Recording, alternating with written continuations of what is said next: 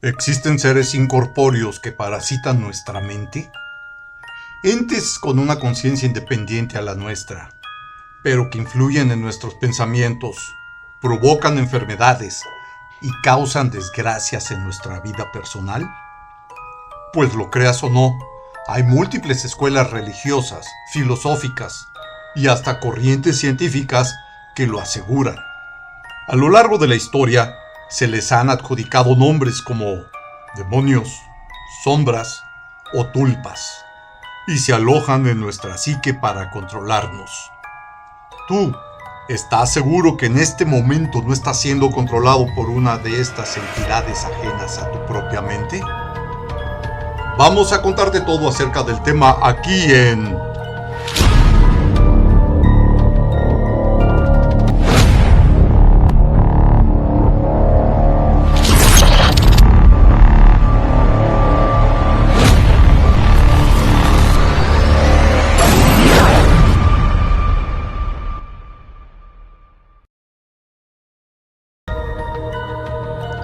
Antes de comenzar, es prudente aclarar que cada vez que se mencione la ciencia en este video, estamos hablando solo de las vagas aproximaciones que se han hecho al respecto, ya que hablar de estos entes es hablar de la conciencia, algo de lo que la ciencia prácticamente no sabe nada. Un término muy popular para nombrar a estas entidades energéticas que viven en nuestra mente es tulpa. No existe una sola definición de lo que es un tulpa y los muchos intentos de explicarlo suelen ser ambiguos. En general, se les describe como energías mentales que adquieren una conciencia propia y acompañan al individuo que lo engendró durante toda su vida o etapas significativas de ella, dialogando con su psique, influyendo en ella o hasta tomando decisiones importantes por él. La palabra tulpa proviene del idioma tibetano y significa construye. Los monjes budistas del Tíbet lo usaban para describir a entes que ellos mismos creaban de forma consciente mediante la meditación, como una emanación de su propio ser, y los utilizaban como guía para trascender a planos superiores de conciencia, ayudados por círculos mágicos con diseños muy complejos que ellos mismos hacían y que también eran nombrados como tulpas. Aunque la verdad es que lo que sabemos sobre esas prácticas aún hoy es muy confuso, debido a la interpretación desviada que se le dio en Occidente. El vocablo fue adoptado en Europa a finales del siglo XIX por los teosofistas, corriente ocultista que estaba muy en boga y que era liderada por escritores como Madame Blavatsky, Annie Besant o Franz Hartmann, mismos que popularizaron las canalizaciones de médiums con entes incorpóreos en sesiones espiritistas. La teósofa Annie Besant, en su libro Thought Forms o Formas del Pensamiento, escrito en 1901, dividió a estas entidades en tres clases, con forma parecida a la persona que la crea, con formas que asemejan a otras personas o pueden ser animadas por espíritus de la naturaleza, o bien por muertos, o formas que representan cualidades inherentes a los planos astral y mental, como el miedo, la ira o el deseo erótico. Se puede decir que el tulpa más común es el amigo imaginario que muchos niños pequeños dicen tener. Amigo imaginario sería una descripción más correcta para definirlo y no fantasma, ya que a diferencia de un fantasma, el tulpa vive dentro de la psique de un individuo anfitrión. Se alimenta de su energía mental, de sus emociones, aunque tiene una conciencia independiente.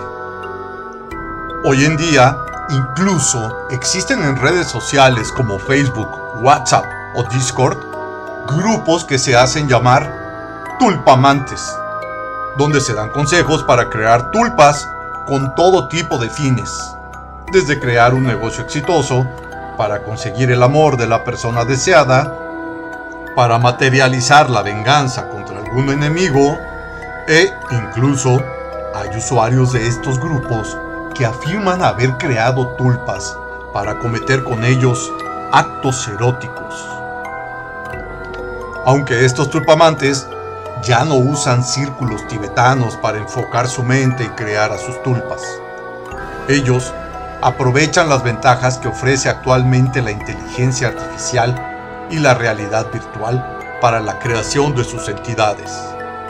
Aunque en todos esos grupos siempre se advierte a sus miembros sobre los grandes peligros que corren si la creación de su tulpa se sale de control. Y es que, lejos de ser una especie de ángeles de la guardia o servidores fieles a su creador, algunos autores señalan a los tulpas como parásitos que drenan nuestra energía mental, preocupados únicamente por su subsistencia e influyendo en nuestras decisiones para asegurarse que siempre tendrán el alojamiento que necesitan en nuestra imaginación. Se dice que pueden ser violentos y peligrosos cuando se ven amenazados, obligando inconscientemente siempre a su anfitrión a tomar decisiones estúpidas u orillándolo a atentar contra su propio bien. Son muy conocidos los casos de personas que cometen crímenes repugnantes bajo la influencia de lo que les ordenaban las voces en su cabeza. En casos extremos, el tulpa puede llegar a tomar tal control de la conciencia de su anfitrión que es capaz de orillarlo a quitarse la vida, aunque eso también termine con su propia existencia. Pero si ese ente intangible no es tan estúpido como para matar al anfitrión que le proporciona la energía para su existencia, solamente lo controlará de tal forma que se dará el fenómeno conocido en la cultura popular como posesión demoníaca.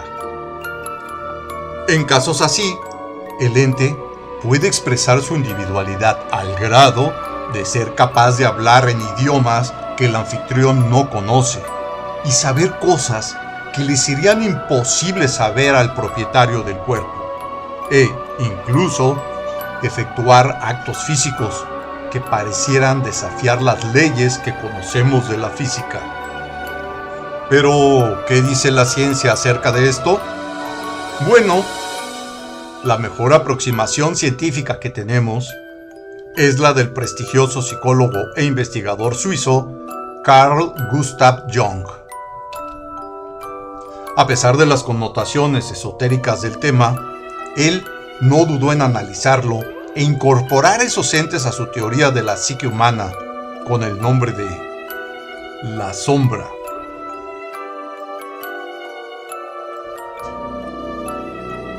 ¿Pero en qué se basa ese concepto? Bueno, Jung dice que en nuestra mente habitan varias personalidades, a veces complementándose y ayudándose, y a veces peleando entre ellas. Pero hay un grupo de esas personalidades que nos avergüenzan, o bien nos dan miedo, y solemos ocultarlas en lo más profundo de nuestro subconsciente, aunque eso no las desaparece, ni les quita el poder de boicotear nuestras mejores intenciones de superarnos y ser mejores personas. Así es, son esa fuerza invisible que nos hace abandonar proyectos, romper relaciones sanas y caer en vicios. Todo porque de lograr nosotros éxito y armonía en ciertas áreas de nuestras vidas, esas sombras dejarían de existir. Por eso, Jung propone en su terapia que, en vez de ocultar esas sombras que nos avergüenzan o nos dan miedo, las enfrentemos y las saquemos a la luz.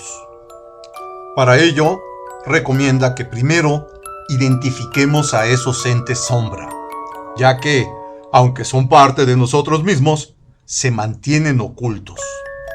Y la solución que ofrece el renombrado investigador es buscar detrás de las cosas que más odiamos, porque detrás de ellas seguro estará una sombra escondida.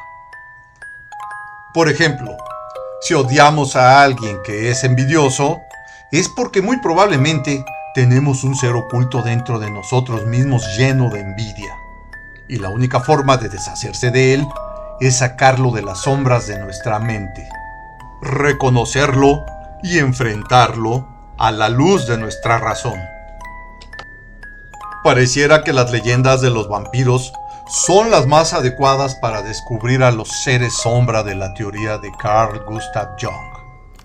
Y muy probablemente esas leyendas intentaban describir a esos mismos seres, ya que son seres ocultos, escondidos en las sombras, que se alimentan de nuestra energía, pero, al igual que los vampiros, no pueden sobrevivir si se les saca a la luz. Aunque en las tradiciones esotéricas occidentales más antiguas, también hay un equivalente a los tulpas tibetanos y a las sombras de Jung, pero fueron presentados en forma encubierta, mediante historias, alegorías, cuyo verdadero significado solo estaba disponible para los iniciados en las artes de la magia ocultista, y fueron llamados demonios. La referencia más conocida a ellos está en el libro hermético Las clavículas del rey Salomón, o también conocido como Lemegetón. Cabe aclarar que aunque mencionan al mítico rey de los judíos, este libro no fue escrito por él, ni siquiera durante la época en que él estuvo vivo, casi 1000 años antes de nuestra era.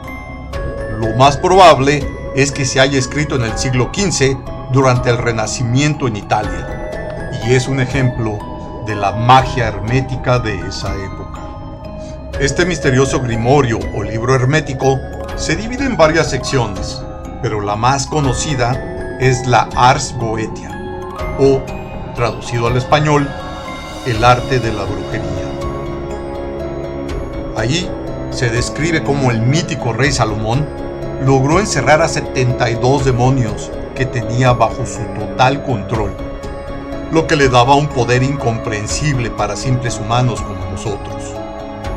El Ars Goetia muestra detalladamente el catálogo de esos 72 demonios, cada uno con su propio nombre, apariencia, poderes y sello mágico.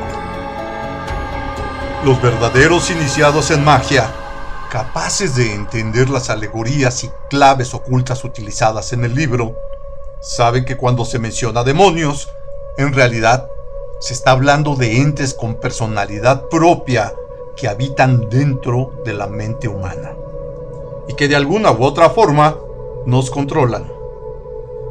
El objetivo máximo del mago es controlarlos a ellos.